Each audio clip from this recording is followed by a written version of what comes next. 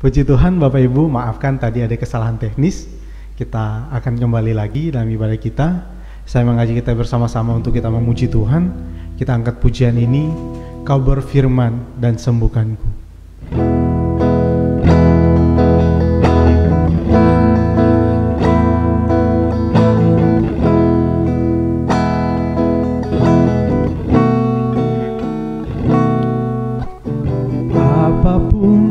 Yang terjadi dalam hidupku ini, tak pernah kuragukan kasih-Mu Tuhan.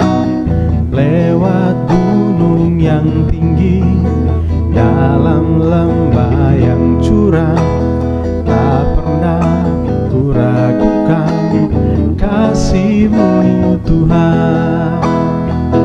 Kau berfirman dan sembuhkanku, Kau bersabda dan selamatkanku. Tiada yang mustahil bagimu, Yesus, ku percaya padamu.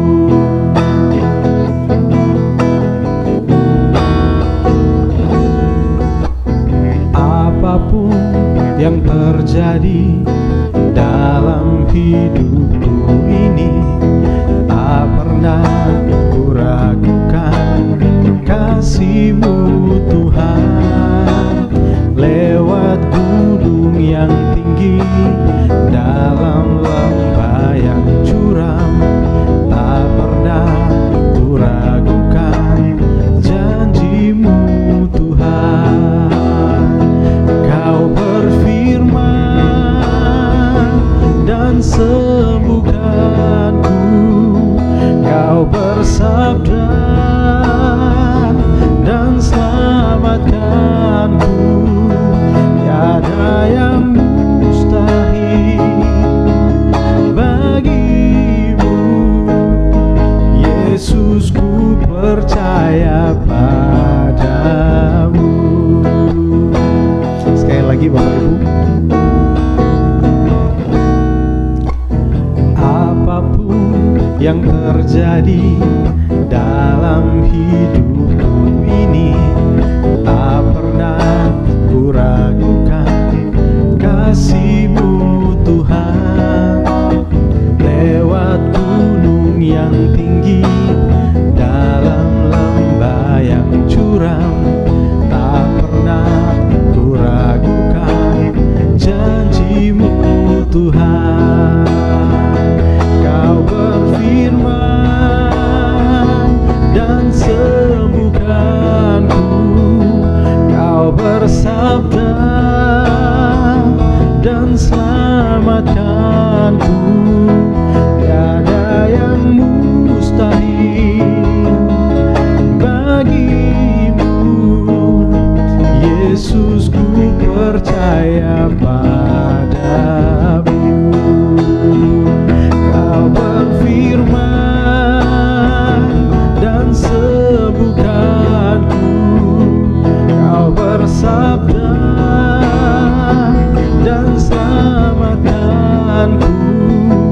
Tiada yang mustahil bagimu, Yesus, ku percaya padamu.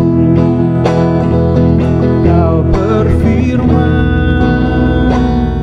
dan sembuhkanku, Kau bersabda dan selamatkanku. Tiada yang mustahil bagimu, Yesus, ku percaya padamu. Yesus, ku percaya padamu. Kita berdoa. Bapa di sorga, terima kasih, kami bersyukur atas kemurahan-Mu yang Kau limpahkan dalam kehidupan kami, Sehingga di tahun ini, di tahun 2022 ini, kami masih dalam keadaan yang baik di dalam perlindungan Tuhan. Dan saat ini ya Tuhan, kami kembali di dalam kegiatan ibadah kami. Tuhan tolong kami supaya kami senantiasa semangat di dalam beribadah.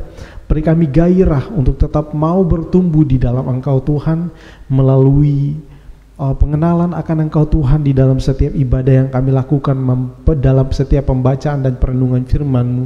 Tuhan tolong setiap kami, umat-Mu Tuhan, dimanapun mereka berada saat ini. Kami tetap berdoa kiranya Tuhan tetap juga berhadirat atas mereka, Tuhan yang menguasai setiap hati dan pikiran kami, supaya kami benar-benar tertuju kepada Engkau Tuhan. Tolong kami supaya kami senantiasa mau untuk terus mengenal Engkau Tuhan. Ini doa kami Tuhan. Hamba berdoa secara pribadi, hamba yang penuh dengan keterbatasan, penuh dengan kelemahan, kiranya Tuhan mengurapi hamba-Mu, tutup bungkus hamba-Mu, dan Tuhan kuasai hati, pikiran, perasaan hamba-Mu, bibir lidah hamba-Mu, supaya dapat berkata-kata seturut dengan kehendak-Mu Tuhan. Terima kasih Tuhan. Kami mengucap syukur dan kami mulaikan ibadah kami saat ini di dalam nama Tuhan Yesus Kristus. Haleluya. Amin.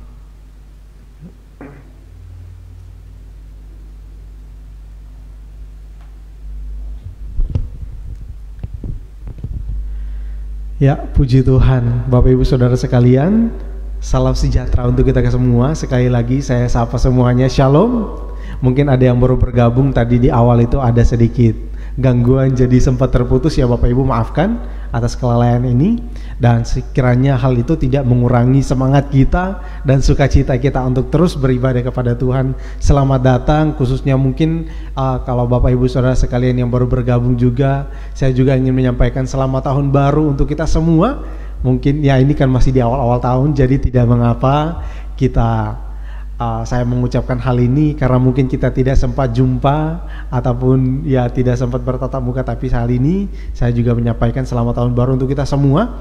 Dan Bapak Ibu Saudara sekalian, di tahun 2022 ini mungkin kita sudah mulai menyusun program di hari-hari ke depan kita selama tahun ini, apa yang ingin kita capai atau hal-hal apa yang mungkin belum sempat kita capai di tahun kemarin, yang masih sempat mungkin ada yang tertunda dan kita rencanakan untuk mencapainya di tahun ini. Wah, itu satu hal yang sangat baik bagi kita. Tetapi yang ingin saya sampaikan sekali lagi kepada kita semua, kiranya mungkin kalau kita menemukan kegagalan-kegagalan di dalam kerohanian kita di tahun kemarin, atau mungkin ada hal-hal yang ingin kita mungkin kita memiliki janji iman kepada Tuhan, ada hal-hal yang ingin kita, Tuhan saya ingin begini, mari kita kembali perbaharui kehidupan kita, kerohanian kita. Mungkin komitmen kita sudah mulai pudar, sudah mulai luntur, mungkin kasih kita kepada Tuhan sudah mulai berkurang, ataupun sudah mulai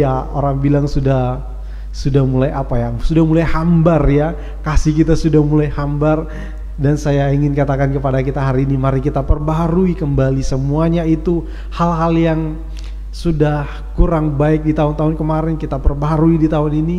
Kalau kita di dalam hal-hal yang jasmani, di dalam hal pekerjaan kita berkobar-kobar semangat kita untuk terus mau untuk mencapai apa yang kita inginkan di tahun. Mungkin setiap awal tahun kita memperbarui, tetapi hal yang ingin sama juga yang harus kita lakukan dalam kerohanian kita, di mana kita juga harus memperbarui semangat kita. Kalau sudah mulai jauh dari Tuhan, mari kita perbarui lagi, kita dekatkan diri kembali kepada Tuhan.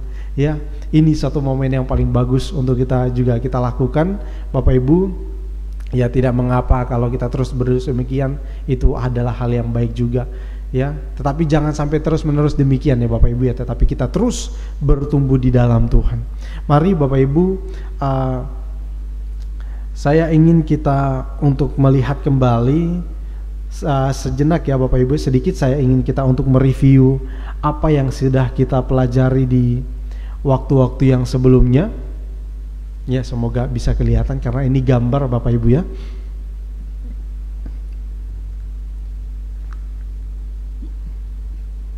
Ya, maafkan.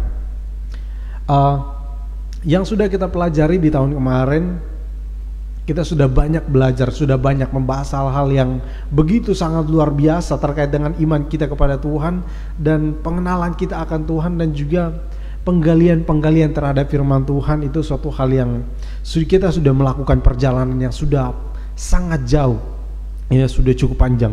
Nah, kita sudah mulai belajar dari pengenalan tentang teologi itu sendiri. Kita sudah belajar tentang teologi, yaitu tentang hal-hal yang berkaitan dengan Tuhan, di mana sejauh mana Tuhan itu menyatakan dirinya kepada kita, itu yang akan kita ketahui. Kita sudah belajar tentang ada tentang kristologi, ada pneumatologi, ada juga tentang kristologi, yaitu tentang Kristus ya Bapak Ibu ya. Ada juga tentang pneumatologi, yaitu tentang Roh Kudus. Kita sudah mulai belajar banyak tentang karakter-karakter ya. Kalau ingat khotbah dari Bapak Gembala minggu kemarin, kita sudah belajar karakter dari Allah atau watak dari Allah, itu kita sudah belajar ya. Dan juga tentang manusia itu sendiri. Kita sebagai manusia, kita sudah belajar banyak tentang manusia. Siapa sebenarnya manusia itu, dari mana asalnya, dan kenapa kita ada di dunia ini, apa sih tujuannya kita ada di dunia ini. Kita sudah belajar semua. Dan juga kita sudah pelajari tentang hamartologi, di mana manusia itu adalah orang-orang yang diciptakan oleh Tuhan dalam keadaan yang baik, tetapi suatu saat manusia itu jatuh ke dalam dosa, yaitu hamartia, yaitu tentang dosa, manusia jatuh ke dalam dosa. Dan kita belajar juga tentang soteriologi, karena keadaan manusia yang berdosa itu, makanya keadaan manusia yang berdosa ini, manusia membutuhkan keselamatan. Keselamatan itu merupakan satu hal yang sangat penting bagi manusia. Kenapa kita membutuhkan keselamatan? Karena dalam keadaan manusia yang berdosa itu, maka kita berada di dalam bayang-bayang maut ya Bapak Ibu ya. Kita sebenarnya masih hidup, tetapi firman Tuhan katakan kita sudah mati karena dosa-dosa dan pelanggaran-pelanggaran kita. Itu keadaan manusia yang di luar Tuhan, mereka yang tidak percaya kepada Tuhan, tidak mau menerima keselamatan yang dari Allah itu sendiri. Itu sebabnya dalam keadaan manusia yang berdosa kita butuh keselamatan. Dan setelah itu juga kita sudah belajar tentang ada angelologi, atau ada ya tentang malaikat. Kita tahu tentang malaikat itu adalah ciptaan Tuhan, tapi di antara malaikat-malaikat ini ada malaikat yang memberontak ya, karena kesombongannya akhirnya dia dilemparkan, dia diusir ya, diusir dari surga. Bukan hanya diusir tapi di luar ya, dibuang, maksudnya dibuang, dilemparkan jauh, dijatuhkan ke bumi. Dan itulah yang akhirnya mencoba untuk menggoda manusia, dan manusia jatuh ke dalam dosa. Dan juga kita sudah belajar tentang gereja ya, atau eklesiologi, di mana orang-orang yang dipanggil keluar dari kegelapan menuju kepada terang yang ajaib. Nah, itulah kumpulan-kumpulan orang yang telah masuk di dalam terang yang ajaib itu, atau orang-orang yang telah diselamatkan itu berkumpul menjadi dalam satu komunitas, dan itulah gereja ya. Wah, ini gereja sangat luas Bapak Ibu ya. Dimanapun kita berada, kalau kita orang percaya, maka kita juga disebut sebagai gereja.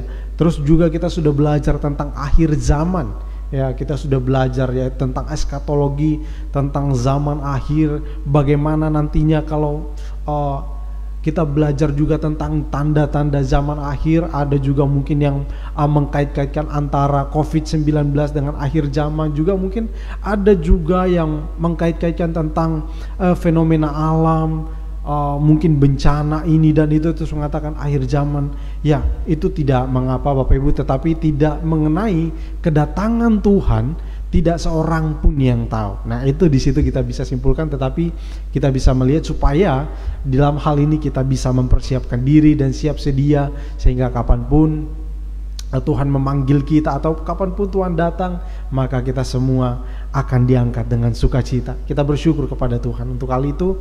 Dan juga kita sudah belajar juga tentang hal-hal yang terjadi di masa kini, tentang perdebatan teologis, tentang orang-orang yang mau mencoba untuk melemahkan iman Kristen, yang memberikan sanggahan-sanggahan terhadap iman Kristen, atau tentang teologi Kristen. Hal misalnya orang mengatakan Yesus itu bukan Tuhan. Kita sudah belajari. Ada juga yang mengatakan bahwa ada orang-orang yang mau mencoba tentang mengatakan Tuhan itu tidak ada. Nah, itu ada kepercayaan yang demikian Bapak Ibu, orang yang mengatakan Tuhan itu tidak ada penyelamat, atau mungkin mengatakan kita tidak perlu Yesus, kita bisa selamat di luar Yesus. Nah, demikian juga Bapak Ibu ya. Dan juga tentang kita sudah belajar tentang aborsi, dan banyak hal. Nah, sekarang Bapak Ibu, saya ingin mengajak kita untuk melihat sesuatu hal yang sebenarnya hal ini merupakan hal yang umum, tetapi saya juga heran, bukan heran ya Bapak, ketika saya melihat hal ini, terus saya membandingkan dengan kehidupan banyak orang Kristen yang pernah saya jumpai, mereka ternyata salah atau keliru di dalam memahami hal ini. Nah, kita langsung saja Bapak Ibu ya. Ya, miracle, ya Bapak Ibu ya, pasti sangat familiar dengan kata ini, miracle, atau orang yang sering kita yang familiar dengan kita, yang paling nyaman, mungkin kita sering mengatakan itu adalah mujizat ya Bapak Ibu ya, mujizat.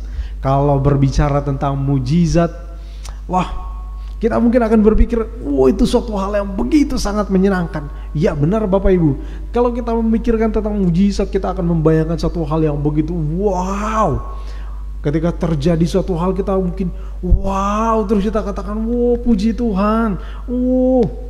Nah, terus kita bersorak-sorak mengatakan demikian. Nah, ternyata Bapak Ibu, ada juga orang-orang Kristen yang di dalam hal ini mereka justru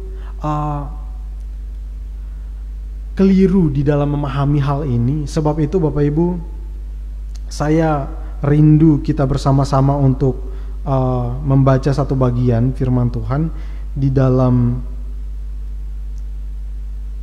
Yohanes pasal yang ke-20 ayat yang ke-29. Saya membacakan untuk kita sekalian. Ini adalah suatu percakapan antara Yesus dengan di depan murid-muridnya, dan tertuju kepada Thomas. Ketika waktu itu Yesus sudah melihat hal itu, Thomas ketika Yesus bangkit, dia tidak percaya, dia sampai ngotot, kalau saya tidak lihat, kalau saya tidak bisa pegang, saya tidak raba, saya tidak akan percaya. Nah, ini yang dikatakan oleh Thomas, ini yang dipikirkan oleh Thomas. Tetapi saat ini kita akan lihat apa yang dikatakan oleh Tuhan Yesus pada waktu itu. Yohanes 20 ayat yang ke-29 mengatakan demikian. Kata Yesus kepadanya, karena engkau telah melihat aku, maka engkau percaya. Berbahagialah mereka yang tidak melihat namun percaya. Nah, kenapa saya ambil ayat ini Bapak Ibu? Karena hal ini merupakan suatu hal yang merupakan juga yang penting untuk melandasi iman kita kepada Tuhan Bapak Ibu. Banyak orang percaya itu harus melakukan, harus merasakan ini dan itu. Tetapi sebenarnya kalau kita berbicara tentang iman kita kepada Tuhan, itu sebenarnya lahir dari hati yang benar-benar dibuat mengerti, kita dibuat mengerti oleh Tuhan melalui karya Roh Kudus di dalam hati kita, melalui pendengaran Injil. Jadi kita benar-benar diberikan pemahaman, diberikan pengertian, sehingga kita mengerti tentang Tuhan. Kita mengerti, kita mengenal, ternyata benar-benar Dia adalah Juru Selamat. Bukan melalui apa yang kita lihat, tetapi benar-benar dari apa yang kita dengar dari firman Tuhan itu sendiri. Memang banyak sekali hal-hal yang kesaksian, mungkin orang-orang punya kesaksian sendiri-sendiri, pengalaman hidup sendiri, di mana mereka itu percaya kepada Tuhan melalui peristiwa ataupun melalui hal-hal yang mungkin supranatural ya, bisa kita lihat. Mungkin bertemu ada orang yang tiba-tiba datang, mungkin di dalam melalui mimpi mungkin, ataupun melalui hal-hal yang lain. Nah, itu tidak mengapa, itu satu hal yang sah-sah saja, tetapi itu tidak bisa kita jadikan sebagai suatu hal yang mutlak. Tetapi ternyata Bapak Ibu, banyak orang yang mengatakan, saya harus mengalami mujizat dulu baru saya bisa percaya kepada Tuhan. Ada yang mungkin mengatakan, kalau ada sampai orang yang berkata bahwa kalau saya tidak mengalami ini, mungkin dia berada di situasi tertentu, mungkin ada orang yang sakit, terus dia mengatakan demikian, kalau saya sembuh, saya akan percaya kepada Tuhan. Ini konteksnya saya ingin katakan ini kepada orang-orang yang percaya, Bapak Ibu ya, khususnya kepada orang-orang percaya. Banyak orang sudah percaya, sudah menjadi orang Kristen, tetapi di dalam situasi tertentu mereka mengalami masalah, lalu mereka mengatakan, oh saya tidak percaya. Kalau saya bisa, mungkin ketika mereka sakit ya, kalau saya sembuh hari ini, kalau saya ini, baru saya percaya kepada Tuhan, baru saya percaya, saya akui bahwa Tuhan itu memang benar-benar ada. Tetapi kalau tidak mengalami kesembuhan, lalu mengatakan, oh ternyata Tuhan itu benar-benar tidak ada. Nah, Bapak Ibu, kita akan lihat bersama-sama tentang mujizat itu. Apa sih sebenarnya yang diingin mujizat itu? Terus ada juga orang yang mengatakan bahwa ketika mereka sudah berdoa, sudah sebagai, mungkin ada yang mereka katakan, oh jangan panggil hamba Tuhan itu kurang imannya. Ketika dia berdoa, orang yang sakit tidak bisa, mungkin tidak sembuh ya. Ketika dia sudah berdoa sungguh-sungguh, tetapi yang didoakan itu mungkin orang sakit, ataupun mungkin sudah berdoa orang yang punya masalah, dia sudah berdoa dengan sungguh-sungguh tetapi tetap begitu aja, tidak ada perubahan. Lalu mengatakan, oh berarti ini hamba Tuhan ini imannya tidak kuat ya, sehingga sampai orang menghakimi sampai sejauh itu. Nah sekarang kita akan lihat Bapak Ibu ya, tentang mujizat itu sendiri. Nah, di dalam Kamus Besar Bahasa Indonesia Bapak Ibu, kalau Bapak Ibu cari nanti biar Bapak Ibu lebih mengerti lagi. Kalau dalam KBBI di sana dikatakan bahwa kalau yang dimaksudkan dengan mujizat itu adalah sebuah kejadian atau peristiwa itu peristiwa yang ajaib yang sukar dijangkau dengan akal manusia. Nah, itulah mujizat menurut KBBI. Jadi sesuatu yang terjadi yang yang sulit diterima oleh akal ya, itu dikatakan sebagai suatu mujizat. Nah, tapi juga di dalam ada beberapa teolog mengatakan bahwa yang dimaksudkan dengan mujizat itu adalah suatu peristiwa di mana Allah secara temporal membuat pengecualian terhadap aturan-aturan atau hal-hal yang bersifat natural. Maksudnya seperti ini Bapak Ibu, suatu peristiwa di mana Allah secara temporal ini artinya sesuatu yang dilakukan secara dalam waktu tertentu ya, sementara. Temporal itu sementara dalam waktu yang tertentu, tetapi tidak akan terjadi terus menerus seperti itu, tetapi hanya di waktu-waktu tertentu sesuai dengan kehendaknya Tuhan ya. Jadi secara temporal membuat pengecualian ya terhadap aturan-aturan atau hal-hal yang bersifat natural. Jadi Allah itu melakukan, kalau yang dikatakan dengan mujizat itu berarti karya Allah yang dilakukan oleh Allah, dan hal itu dilakukan oleh Tuhan bukan melawan ya, tetapi itu cara kerjanya itu tidak mengikuti aturan-aturan atau misalnya hukum-hukum alam, tidak mengikuti hukum alam. Nah, itu kira-kira seperti itu ya. Kalau mungkin Bapak Ibu sering kita mendengar ada kesaksian-kesaksian orang yang misalnya, saya sering sekali mendengar kesaksian seperti ini. Ini yang contoh ya Bapak Ibu ya. Orang yang tadinya itu punya tumor mungkin di dada, atau mungkin tumornya itu entah di mana, itu tumornya besar. Nah terus tiba-tiba ini sudah di ruang ICU mungkin dan lain sebagainya, sudah mau dioperasi, tetapi tiba-tiba besok pagi waktu diperiksa ternyata tumornya itu sudah hilang. Nah kira-kira demikian, tanpa ada campur tangan dokter, tanpa ada operasi dan lain sebagainya, tiba-tiba sudah hilang. Nah kira-kira demikian. Nah kalau secara logis Bapak Ibu kita akan melihat bahwa tidak mungkin itu bisa hilang.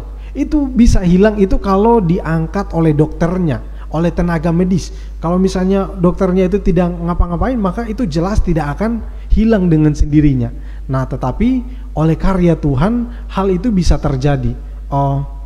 Tumornya itu mungkin bisa hilang, atau mungkin penyakit yang lain lah mungkin bisa hilang dari tubuhnya dia tanpa ada campur tangan apapun. Nah tetapi kalau misalnya seseorang itu melakukan sesuatu, misalnya dia sedang sakit, terus dia itu minum obat, makan dan lain sebagainya, nah itu terus tiba-tiba dia itu sembuh, nah itu tidak bisa dikatakan sebagai mujizat. Karena itu adalah suatu hal yang misalnya itu dilakukan yang itu hal yang wajar. Nah, tetapi kalau memang mujizat itu situasi atau peristiwa yang terjadi di luar kewajaran ya, di luar kewajaran atau tidak mengikuti aturan, tidak terpaku kepada aturan-aturan atau hukum-hukum alam. Nah, misalnya seperti yang terjadi di zaman Perjanjian Lama ya Bapak Ibu ya, kalau kita lihat di Perjanjian Lama ada ada hujan es, hujan apa, ada air menjadi darah, ada pokoknya ke-10 tulah itu ya Bapak Ibu ya. Nah, itu merupakan suatu hal yang dapat yang disebutkan sebagai mujizat. Nah, terus yang selanjutnya kalau kita mengerti akan hal ini, maka kita akan melihat bahwa wow, ternyata demikian. Orang-orang akan melihat, wah hebat. Dan dengan keadaan yang demikian, banyak orang yang terus-menerus berharap, Tuhan berikan aku mujizat, kasih aku mujizat ini. Banyak sekali orang yang mengharapkan mujizat itu. Nah, tetapi pertanyaannya, apa sih yang membuat kita itu terdorong lalu kita dalam keadaan tertentu kita mengatakan, oh Tuhan berikan mujizat, membutuhkan mujizat. Nah, hal ini mungkin dulunya kita berpikir demikian, tetapi saya berharap setelah kita mengerti akan hal ini, kita akan lihat bersama-sama kehidupan kita, apakah kita akan terus-menerus berpikir demikian atau tidak. Nanti kita akan lihat bersama-sama Bapak Ibu. Nah, mujizat itu ya seperti tadi saya katakan, suatu peristiwa di mana Allah secara temporal atau sementara membuat pengecualian terhadap aturan-aturan atau hal-hal yang bersifat natural. Hal-hal yang mungkin berjalan seperti biasanya itu tidak akan di dalam waktu tertentu tidak akan berjalan seperti biasanya ya, dan seolah-olah itu bertolak belakang dengan hukum alam. Nah, sepertinya bertolak. Nah, terus yang selanjutnya kita akan melihat bahwa hal terpenting dari mujizat yang harus kita pahami adalah itu merupakan tanda dari Allah. Jadi Bapak Ibu, sekali lagi saya katakan kepada kita, kalau hal-hal yang misalnya kita itu sudah, walaupun hal itu saya ingat seorang hamba Tuhan pernah mengatakan bahwa kalau sesuatu yang walaupun itu terjadinya itu sepertinya terjadinya itu kebetulan ya, seolah-olah itu sangat kebetulan. Nah, padahal itu walaupun seolah-olah itu terjadi secara ya sangat-sangat kebetulan, tetapi kalau itu masih hal dalam ranah yang wajar, maka itu tidak bisa dikatakan sebagai mujizat. Kalau dikatakan mujizat itu memang benar-benar bertolak belakang, atau bukan bertolak belakang, tetapi tidak di dalam waktu tertentu, itu tidak mengikuti hukum alam ya, tidak mengikuti hukum alam. Nah Bapak Ibu, itu yang dimaksudkan dengan mujizat. Dan yang selanjutnya kita akan lihat tentang mujizat itu sendiri. Kalau kita melihat di dalam Perjanjian Lama, sebenarnya mujizat ini banyak sekali disinggung di dalam Alkitab, banyak sekali. Tetapi kita akan lihat bahwa ternyata hal itu bukan sesuatu hal yang ada tujuannya sebenarnya. Tuhan melakukan hal-hal yang demikian. Kalau di dalam Perjanjian Lama itu disebutkan sebagai kalau di dalam bahasa Ibrani itu pala atau pele. Nah, itu diartikan sebagai wonder atau wonderful, marvelous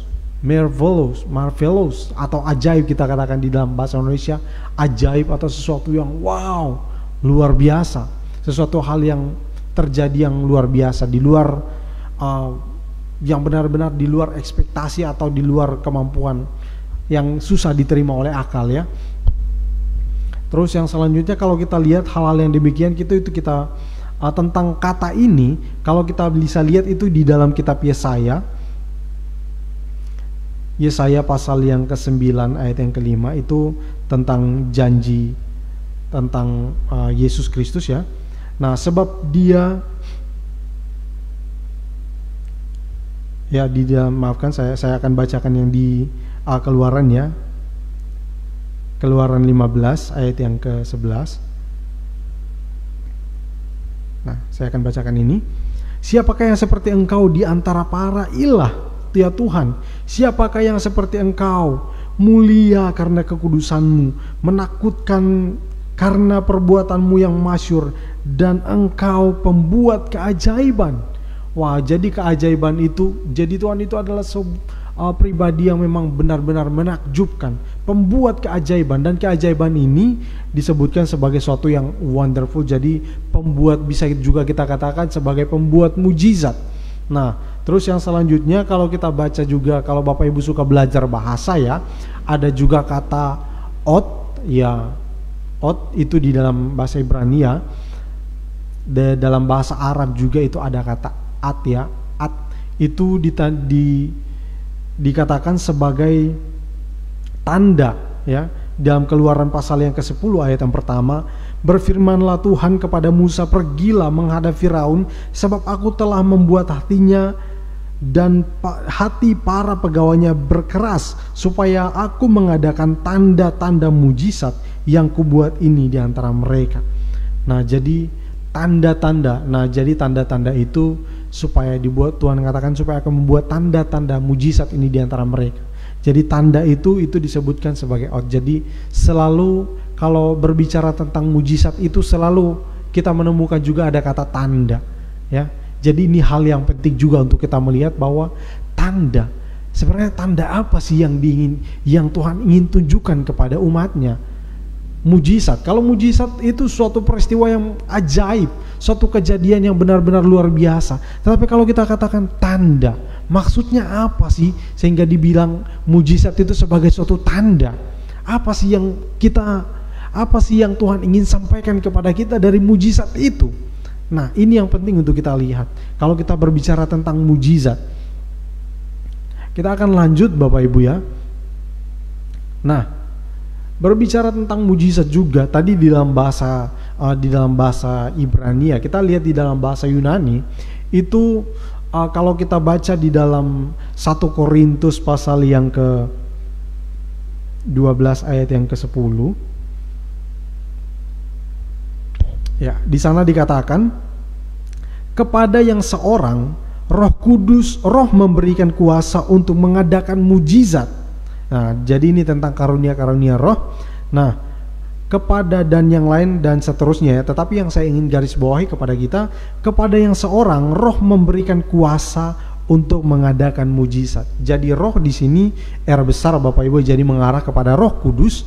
Jadi Allah itu sendiri memberikan kuasa untuk mengadakan mujizat.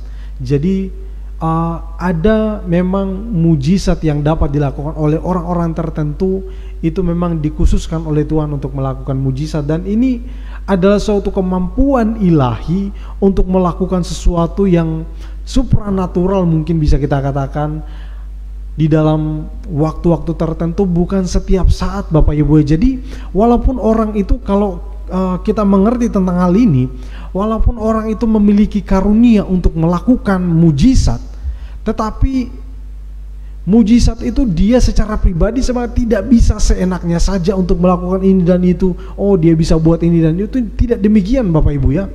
Kalau ada orang yang demikian, itu saya secara pribadi mempertanyakan akan hal itu. Memang dia memiliki kuasa untuk melakukan mujizat-mujizat, tetapi mujizat yang dilakukan oleh orang-orang yang demikian, yang memiliki karunia itu, ya, yang pertama itu memang tujuannya itu adalah untuk kepentingan tubuh Kristus atau untuk kepentingan sesama orang percaya. Dan yang paling penting tujuannya mujizat itu dilakukan adalah untuk orang-orang yang tidak percaya. Ya, tujuannya adalah apa? Ya, di dalam bahasa Yunani itu yang pertama ini adalah dunamis. Nah, jadi itu untuk kepentingan orang percaya, tetapi yang paling penting adalah untuk tujuan penginjilan, ya, supaya orang-orang yang tidak mengenal Tuhan itu menjadi percaya karena mujizat yang demikian, mujizat yang dilakukan. Mereka, oh ternyata orang ini benar-benar disertai oleh Tuhan. Kalau Bapak Ibu baca di dalam kisah Tuhan Yesus selama pelayanan yang dilakukan, ada juga orang-orang yang mengatakan bahwa dia ini, dari mereka itu mengamati, oh ternyata dari apa yang dia lakukan ini sebenarnya ini dia memang benar-benar adalah dari Tuhan. Nah, ada orang yang sampai mengatakan demikian, karena tidak ada manusia di muka bumi ini yang mampu untuk melakukan mujizat atau tanda-tanda seperti yang dilakukan oleh Tuhan Yesus. Nah, kira-kira demikian. Jadi orang-orang yang memiliki kemampuan ilahi itu, kemampuan ilahi tersebut, memiliki kemampuan untuk melakukan mujizat itu bertujuan untuk supaya orang lain itu menjadi percaya, mereka khususnya kepada mereka yang belum mengenal Tuhan. Nah, terus yang kedua ada kata Semeion, ya mungkin bisa juga kita, ya Bapak Ibu mungkin ada yang Simeon, ya mungkin kira-kira demikian ya, Semeion. Nah, Semeion itu adalah tanda. Kalau di dalam bahasa Ibrani tadi itu ada ot, terus di dalam bahasa Yunaninya itu tanda Semeion. Nah, Semeion itu tanda. Kalau kita lihat di dalam Yohanes pasal yang kedua ayat yang ke-11, Yohanes 2 ayat yang ke-11, saya bacakan, itu tentang perkawinan, pesta kawin di Kana ya, di mana Yesus melakukan suatu mujizat, ya mujizat yang pertama ya, air menjadi anggur. Hal itu dibuat Yesus di Kana yang di Galilea sebagai yang pertama dari tanda-tandanya, dan dengan itu ia telah menyatakan kemuliaannya dan murid-muridnya percaya kepadanya. Nah, ini satu hal yang penting untuk kita perhatikan. Itu sebagai yang pertama dari tanda-tandanya, dan dengan itu ia telah menyatakan kemuliaannya dan murid-muridnya percaya kepadanya. Nah, ini hal yang penting untuk kita perhatikan. Ketika Yesus melakukan mujizat, ada orang yang percaya di sana. Nah, di sini kalau kita baca juga di dalam Kisah Rasul pasal yang ke-8 ayat 5,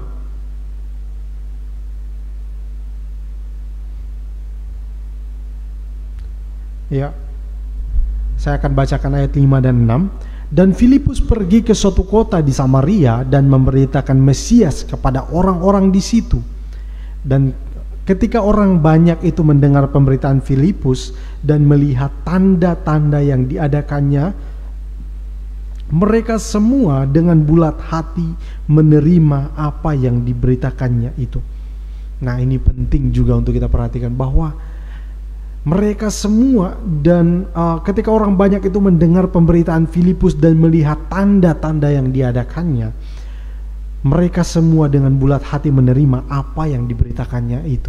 Jadi tanda-tanda itu di sini kalau kita bisa lihat juga, kalau Bapak Ibu sekali lagi, kalau Bapak Ibu suka meneliti bahasa ini juga dikatakan juga dimaksudkan adalah mujizat-mujizat yang dilakukan oleh Filipus di tempat itu.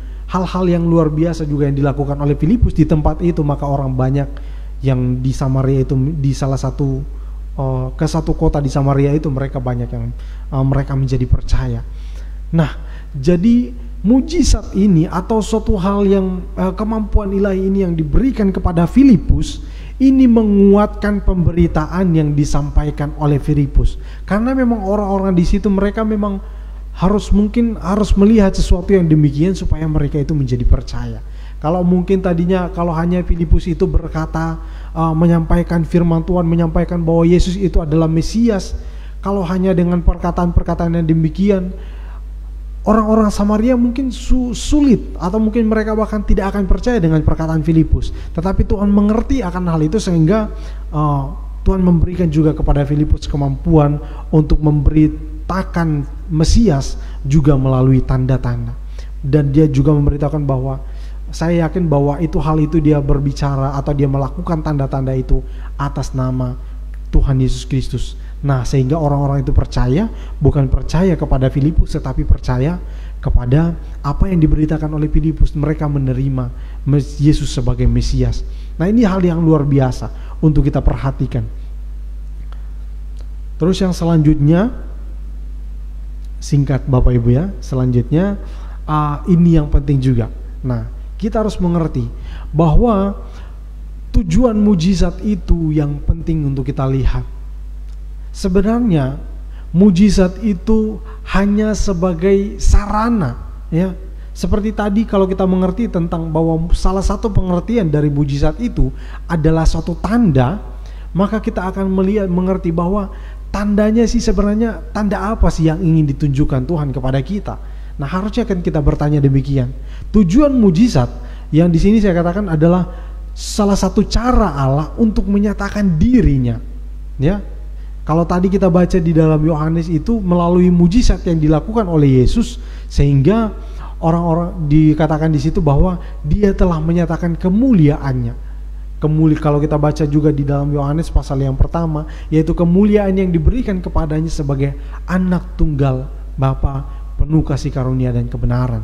Nah, ini kita lihat bahwa mujizat itu salah satu tujuannya adalah mujizat itu merupakan salah satu cara Allah untuk menyatakan dirinya. Ketika Allah, kalau kita baca juga di dalam Ibrani pasal yang pertama, di sana dikatakan bahwa setelah pada zaman dahulu Allah menyatakan diri dengan berbagai cara, artinya dengan banyak cara Allah menyatakan diri, dan mujizat adalah salah satu di antaranya, ya Bapak Ibu ya. Nah, tetapi pada zaman ini Allah telah menyatakan dirinya melalui anaknya, yaitu Tuhan Yesus Kristus. Nah, jadi juga karena Yesus telah dinyatakan kepada kita, dan juga kita harus memberitakan tentang Kristus, dan ada orang-orang yang memang harus melihat mujizat baru menjadi percaya. Terus tadi ada mujizat itu tujuannya adalah cara Allah untuk menyatakan diri, dan juga yang selanjutnya adalah sebagai tanda. Apa pesan? Nah, yang terpenting untuk kita perhatikan adalah apa pesan di balik mujizat itu. Nah, pastinya orang melihat mujizat, oh hebat. Karena kalau kita melakukan mujizat itu bukan sebuah pertunjukan yang hanya kosong untuk sebagai kesenangan kita, mungkin hanya untuk banyak sekali orang. Karena kita melihat saat-saat ini banyak sekali orang yang hanya mereka menginginkan hanya sekedar menginginkan mujizat itu, bukan menginginkan Kristusnya, tetapi menginginkan mujizatnya. Nah, seperti yang terjadi kalau Bapak Ibu juga baca di dalam kitab Yohanes, di sana ketika Yesus memberi makan 5.000 orang menjadi kenyang. Terus Yesus itu pergi, orang-orang itu ikut ya. Mereka ingin mengangkat Yesus sebagai raja supaya mereka itu tidak perlu kerja, tidak perlu ini dan itu tujuannya. Tetapi Tuhan katakan tetapi yang diinginkan oleh Tuhan bukan demikian. Mereka percaya kepada Yesus. Dari apa yang dilakukan oleh Yesus itu seharusnya mereka itu menjadi percaya bahwa Yesus itu adalah Tuhan. Nah, Yesus itu adalah Mesias yang dinantikan. Nah, tujuan dari mujizat itu adalah untuk keselamatan, ya. Tujuan dari mujizat itu adalah untuk keselamatan. Kalau kita sudah diselamatkan, kira-kira apakah kita masih memerlukan mujizat itu? Nah, kalau di dalam Yohanes pasal yang ke-30, pasal yang ke-20 maksud saya, ayat yang terakhir di sana dikatakan, ayat yang ke-30 saya mulai ya. Maksudnya Injil ini dicatat. Memang masih banyak tanda lain yang dibuat Yesus di depan mata murid-muridnya yang tidak tercatat dalam kitab ini. Tetapi semua yang tercantum di sini telah dicatat supaya kamu percaya bahwa Yesuslah Mesias anak Allah, dan supaya kamu oleh imanmu memperoleh hidup dalam namanya. Nah, memang banyak tanda lain yang dibuat Yesus di depan mata murid-muridnya yang tidak dicatat dalam kitab ini. Tetapi semua yang tercantum di sini telah dicatat supaya kamu percaya. Percaya apa? Bahwa Yesuslah Mesias. Jadi tujuannya adalah untuk supaya kita itu mengerti bahwa Yesus itu Mesias. Artinya apa? Dialah yang diurapi juru selamat. Nah, orang percaya dan menerima dia supaya oleh imanmu beroleh hidup dalam namanya. Nah, karena kita ini dalam keadaan manusia, dalam keadaan yang berdosa, itu dalam keadaan yang mati dan tinggal menunggu waktu saja untuk masuk di dalam kebinasaan yang kekal. Nah, ini yang saya inginkan, yang saya sampaikan kepada kita, bahwa mujizat itu sebenarnya adalah tujuannya untuk keselamatan dan untuk orang sebenarnya, untuk orang-orang yang khususnya untuk mereka yang belum mengenal Tuhan, untuk mereka yang susah percaya kepada Tuhan, mereka yang sudah mendengarkan Injil tetapi sulit untuk menerima Injil itu karena meragukan tentang Yesus itu adalah benar-benar Tuhan atau bukan. Nah, ini sebenarnya yang ingin dikatakan bahwa Yesus itu adalah benar-benar Mesias. Dia adalah juru selamat, dia adalah Kristus. Nah, ini yang disampaikan itu adalah tanda. Nah, bagi kita sekalian sebagai orang-orang percaya, Bapak Ibu, nah kita pikirkan kembali, apa selama ini yang kita pahami tentang mujizat itu? Apakah dalam kehidupan kita terus-menerus kita mengharapkan tentang hal itu dalam kehidupan kita? Mari kita pikirkan kembali dengan apa yang telah saya sampaikan ini, kita pikirkan kembali. Nah, mujizat itu cara Allah untuk menyampaikan, untuk menyatakan dirinya. Allah kan sudah menyatakan diri kepada kita. Bukan hanya menyatakan diri kepada kita, kita telah melihat melalui firman Tuhan, kita telah mengerti. Bahkan bukan hanya mengerti, tapi kita telah menerima dia ada di dalam kehidupan kita. Lalu apa lagi yang kita harapkan dari itu semua? Nah, kita lanjut Bapak Ibu. Nah, di sini saya ingin kita untuk memahami tentang satu hal.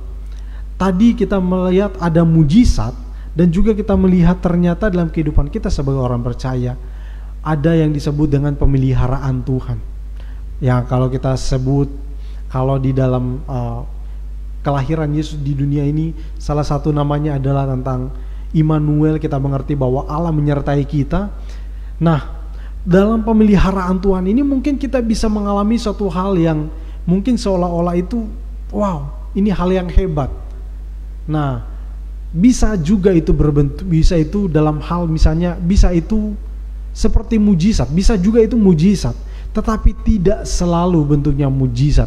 Nah, kalau kita juga belajar, ada juga orang-orang yang rasul yang mengalami mujizat ketika mereka di dalam pelayanan dan mereka dalam keadaan yang benar-benar terjepit ya.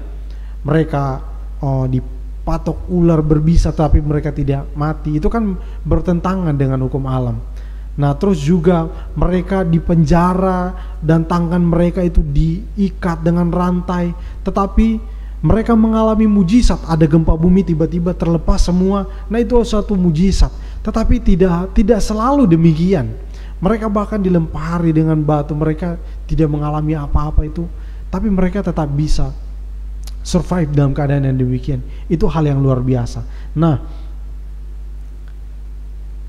pemeliharaan Allah yang kita alami dalam kehidupan kita memang seolah-olah itu sepertinya wah ini hal yang hebat, tetapi itu tujuannya bukan untuk kita beroleh keselamatan itu ya Bapak Ibu ya. Kenapa? Karena kita sudah selamat, kita sudah diselamatkan. Nah, jadi pemeliharaan Allah itu terjadi kepada umatnya. Ini perbedaannya antara pemeliharaan Allah dengan mujizat yang tadi. Kalau mujizat tadi itu kepada orang-orang yang itu lebih ditujukan, fokusnya itu kepada khususnya kepada orang-orang yang belum percaya. Tetapi kalau pemeliharaan Allah itu kepada lebih tertuju kepada orang-orang yang sudah mengenal Tuhan atau mereka yang sudah percaya kepada Tuhan, yang sudah diselamatkan, yang sudah ada di dalam lingkup anak-anak Allah. Kita dipelihara. Ya, kita mungkin mengalami suatu hal yang luar biasa dalam kehidupan kita, dan kalau kita katakan sebagai mujizat itu kita perlu perhatikan kembali Bapak Ibu ya. Kalau mujizat itu adalah suatu hal yang terjadi yang bertentangan ataupun bertolak belakang dengan hukum alam. Tetapi kalau pemeliharaan Allah itu bisa saja itu terjadi dengan, kalau misalnya kita dalam keadaan yang mungkin dalam keadaan yang tiba-tiba butuh pertolongan, terus tiba-tiba ada orang yang datang. Nah, itu adalah pemeliharaan Tuhan kepada kita, mendatang dan memberikan pertolongan kepada kita. Nah, itu pemeliharaan Tuhan. Kita katakan, oh ini mujizat. Itu bukan mujizat Bapak Ibu, tetapi itu adalah pemeliharaan Tuhan. Nah, kita harus perhatikan perbedaannya. Jangan sampai kita itu berharap ketika kita dalam situasi tertentu kita berdoa mohon mujizat kepada Tuhan. Nah, jangan sampai kita di dalam paradigma kita mengharapkan suatu hal yang demikian ya. Kalau kita di dalam Tuhan, kita sebagai anak Tuhan seharusnya, saya secara pribadi di sini saya katakan, apakah orang percaya butuh mujizat? Kita sebagai umat Tuhan, apakah kita itu masih butuh mujizat? Saya secara pribadi Saya terang mengatakan kepada kita semua, kita tidak memerlukan mujizat lagi. Karena mujizat itu fokusnya adalah kepada mereka yang belum diselamatkan, kepada mereka yang belum mengerti atau belum menerima Kristus, supaya mereka dengan tanda atau mujizat itu mereka bisa melihat, oh ternyata ini Yesus itu adalah benar-benar Tuhan. Nah, kalau kita dalam kehidupan kita, yang kita butuhkan adalah Tuhan itu sendiri yang memelihara kita. Kita membutuhkan pribadi Tuhan, bukan mujizatnya. Kalau Tuhan memberikan mujizat kepada kita, itu adalah suatu kasih karunia atau bonus lah buat kita. Tetapi bukan lagi itu yang kita harapkan. Ya, kalau kita terus-menerus mengharapkan itu dalam kehidupan kita, maka kita perlu mengoreksi diri kita. Apakah kita ini sungguh-sungguh percaya atau tidak?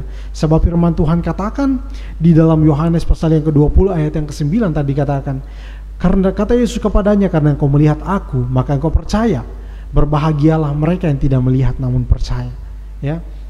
Jadi Bapak Ibu Saudara sekalian, ini memang mengarah kepada pribadi Kristus, tetapi ini sebenarnya tanda itu, ya, bahwa kita sebagai orang yang percaya, walaupun kita tidak mengalami hal-hal yang supranatural, mungkin hal-hal yang hal-hal yang ajaib, ya, hal-hal yang ajaib sekalipun kita tidak mengalami yang demikian, kita tidak perlu khawatir sebenarnya. Lalu karena kita jangan sampai ya kita termakan oleh omongan orang lain. Oh, saya ini mengalami ini dan itu dan luar biasa, dan itu benar-benar menunjukkan pemeliharaan Tuhan atau Tuhan itu benar-benar mengasihi saya. Lalu kita dengar orang saksi demikian, terus kita mengatakan, saya kok tidak pernah mengalami itu ya. Apakah saya ini benar-benar anak Tuhan ya? Apakah Tuhan ini benar-benar mengasihi saya atau enggak? Kalau Tuhan benar-benar mengasihi saya, kenapa saya tidak pernah mengalami hal-hal yang demikian? Mereka mengalami hal-hal yang luar biasa, saya kok tidak pernah ya? Mungkin saya kurang beriman kali ya. Nah, jangan sampai itu terjadi. Kita mengalami mujizat atau tidak, kita mengalami hal-hal yang ajaib atau enggak, kalau kita sudah percaya kepada Tuhan, kalau kita sudah terima Dia di dalam hati kita, itu hal-hal itu adalah suatu hal yang luar biasa. Dan kita tidak perlu berkata demikian, karena kalau kita sudah terima Tuhan, maka kita ada di dalam perlindungan Tuhan. Ya, sadar atau tidak mungkin dalam suatu saat hal-hal yang mungkin biasa kita lakukan, tetapi kalau kita sadari, kalau kita mengerti di sana, itu selalu ada perlindungan Tuhan untuk kita. Nah, Bapak Ibu yang dikasihi oleh Tuhan, jangan sampai itu terjadi kepada kita. Mungkin kita minder dengan orang yang terus bersaksi, oh saya ini sudah dipelihara oleh Tuhan, oh saya ini mungkin pekerjaan saya terus membaik, atau mungkin bisnis saya terus membaik. Itu adalah bukti dari kebaikan Tuhan kepada saya. Itu adalah benar-benar mujizat yang Tuhan sudah berikan kepada saya. Jangan sampai kita berpikir, oh dia itu dipelihara oleh Tuhan, mengalami mujizat hari-hari mengalami mujizat. Tapi saya ini kok setiap hari bukan bertambah baik kok, malah makin berkurang ya. Mungkin dalam hal ekonomi mungkin kita merasa oh berkurang. Nah, tapi Bapak Ibu, dalam keadaan apapun kita, jangan pernah kita meragukan kasih Tuhan dalam kehidupan kita. Orang-orang bisa mengalami kesaksian yang demikian. Kita juga tetap bersyukur, kita juga tetap bersukacita atas pemeliharaan Tuhan dalam kehidupan mereka. Tetapi hal itu jangan membuat kita minder, lalu kita seolah-olah menyalahkan Tuhan. Tuhan, saya harus mengalami yang demikian. Tidak. Kita juga harus tetap bersyukur kepada Tuhan di dalam keadaan apapun. Walaupun seolah-olah kita ini dalam keadaan yang terpuruk, tapi kalau kita tetap masih hidup dan masih bisa bertahan sampai hari ini, itu semua adalah mujizat. Itu semua adalah, maksud saya bukan mujizat, tapi itu semua adalah bukti kasih dari Tuhan. Itu semua adalah pemeliharaan Tuhan. Nah, Bapak Ibu yang dikasihi oleh Tuhan, kita sudah mengerti tentang mujizat. Kita sudah tahu tentang apa sih sebenarnya mujizat itu. Sekali lagi, mujizat adalah satu hal yang suatu karya Allah yang dilakukan secara temporary atau sementara, bukan terus menerus, tetapi sementara di dalam waktu tertentu, yang hal itu, peristiwa itu bertentangan dengan hukum alam, dengan aturan-aturan alam ya, atau dengan hukum-hukum alam. Nah, jadi bukan bertentangan, tapi tidak mengikuti hukum alam. Nah, jadi Bapak Ibu, kita sudah mengerti hal itu. Tetapi kalau hal-hal yang ketika kita mengalami hal-hal yang hebat dalam kehidupan kita, ketika mungkin kita di dalam masalah, terus tiba-tiba ada orang yang datang yang memberikan pertolongan kepada kita, maka itu bukanlah mujizat, tetapi itu adalah pemeliharaan Tuhan di dalam kehidupan kita.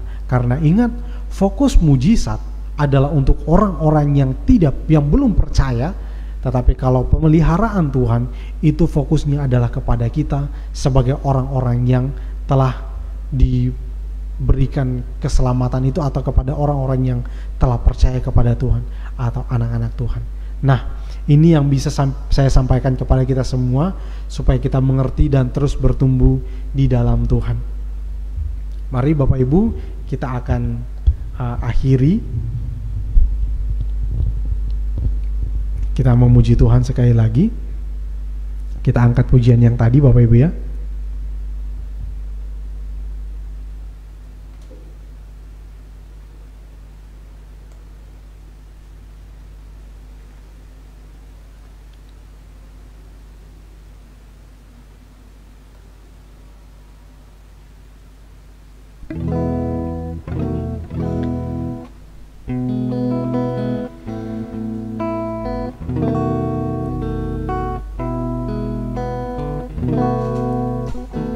Apapun yang terjadi dalam hidupku ini, tak pernah ku ragukan kasih-Mu Tuhan. Lewat gunung yang tinggi, dalam lembah yang curam, tak pernah ku ragukan kasih-Mu Tuhan. Apapun yang terjadi, apapun yang terjadi dalam hidupku ini, tak pernah ku ragukan kasih-Mu Tuhan. Lewat gunung yang tinggi, dalam lembah yang curam, tak pernah ku ragukan kasih-Mu Tuhan. Kau berfirman dan sembuhkanku, Kau bersabda dan selamatkanku. Tiada yang mustahil bagi-Mu, Yesus, ku percaya padamu. Kau berfirman dan sembuhkanku, Kau bersabda dan selamatkanku.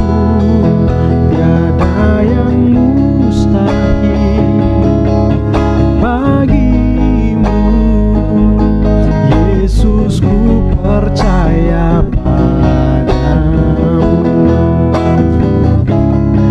Yesus, ku percaya padamu.